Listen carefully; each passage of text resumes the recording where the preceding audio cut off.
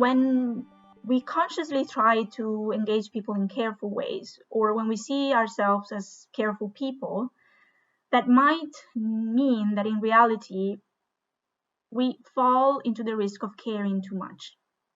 And caring too much may mean caring too much, so putting on our shoulders way too much in comparison to what we can handle. It means doing too much. It means wanting to be perfectionists, over-performing, over-controlling. It also means taking an unequal burden of caring, and so, wanting to do it all on our own. Now, in order to avoid these risks of caring, there are some things that are useful to keep in mind. One of it is to clarify the roles in a specific circumstance, and perhaps remind ourselves that as researchers, we take on many hats, but we can also take them off. So in some instances, we can have a more, dominating hat on our head.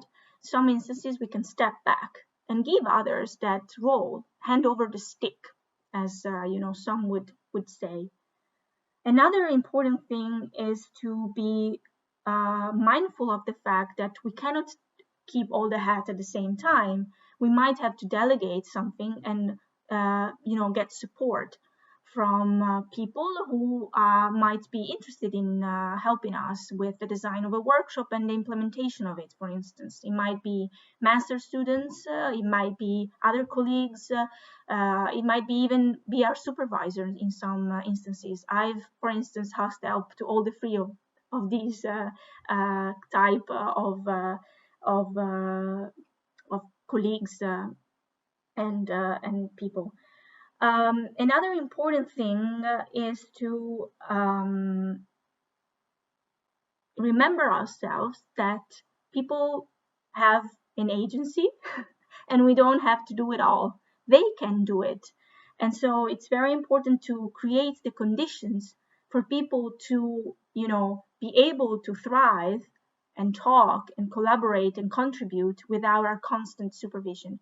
One specific instance I can tell of, for instance, is during a 7 hours long workshop I facilitated with people in my research, so participants of my participatory research process. And during the workshops, there were very long moments in which people were speaking Finnish amongst themselves, and I wasn't understanding the word. And I just let it be.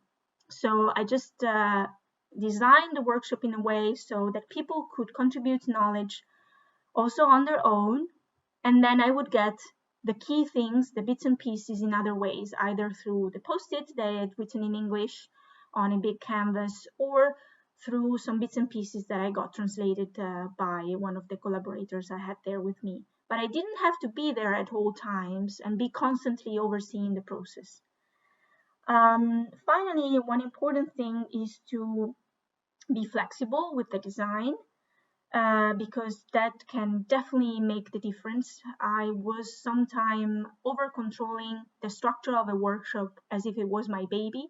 I was being way too possessive with how things should have gone, because it had taken me so much time to design them and so much careful thought had gone into it.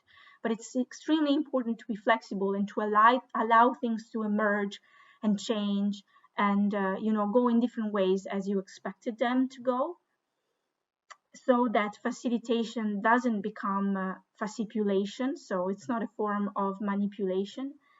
And finally, you really need to take some distance. When we care too much, we get too much in our head, too much in our hearts, too much in our hands, too much in our feet. We forget we have feet even. So to ground again ourselves into really what matters, trying to take some distance, breathe some air, and perhaps come back to that participatory process a week later or even a month later, as being very helpful in my experience.